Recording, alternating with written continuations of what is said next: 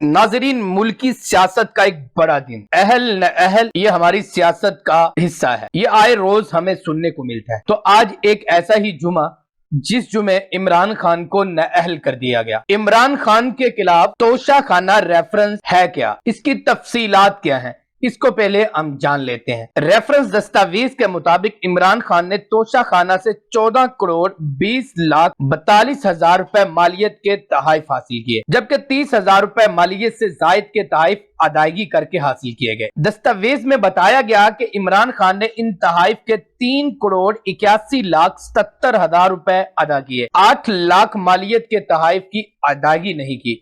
इमरान खान की अहलिया ने 58 लाख 59 हजार रुपए के हार, बूंदे, अंगूठी और कड़ा 29 लाख 14 हजार रुपए वसूल करके, जबकि इमरान खान ने घड़ी, कॉफलिंग, पेन, अंगूठी 2 करोड़ 27 लाख रुपए देकर हासिल किए।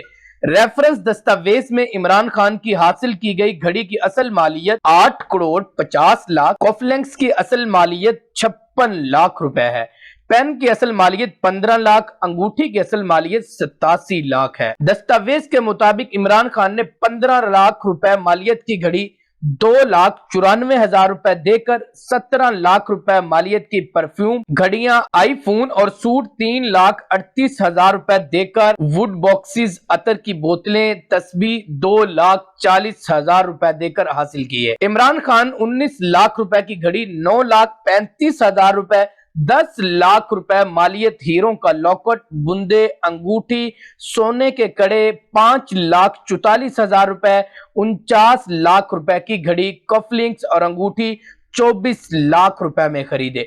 ये थी इस रेफरेंस की तफसीलात जिसके तहत इमरान खान को नाअहल किया गया। आपके पास अगर कोई मालूमात है तो आप कमेंट्स में जरूर शेयर करिएगा।